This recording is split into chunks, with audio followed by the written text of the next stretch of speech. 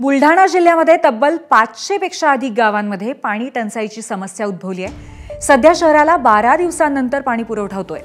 सिंदखेड राजा, देऊळगाव राजा, लोणार, मेहकर आणि चिखली तालुक्यामध्ये सर्वाधिक गावांना पाणी टंचाईच्या झळा सोसाव्या लागतायत।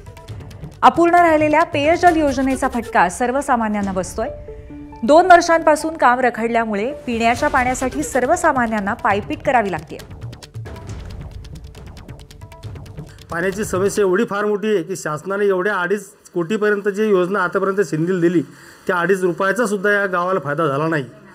परंतु शासनाला माझी एकच कळकळीची विनंती आहे की असे मजूर ठेकेदार असो का त्या ठेकेदाराला पाठीशी घालणारे अधिकारी असो यांच्यावर कठोर कारवाई करून आम्हाला त्वरित पाण्याची समस्या निकाली लावावी, अन्यथा आम्ही आंदोलनाचा मार्ग आम्हाला स्वीकारावा लागेल एवढं मात्र निश्चित।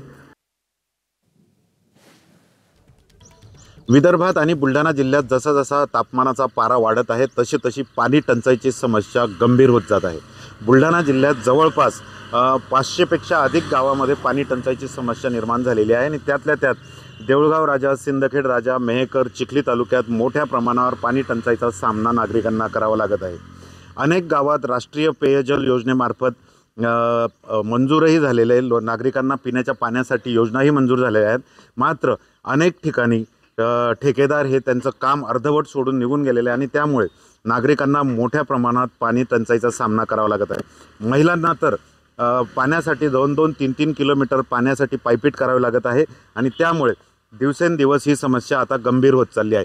अक्षरशः अशा प्रकारे या गावातील वापराच्या पाण्याच्या जवळ विहीर खोदून नागरिकांना पाण्याचा सहारा घ्यावा लागत आहे।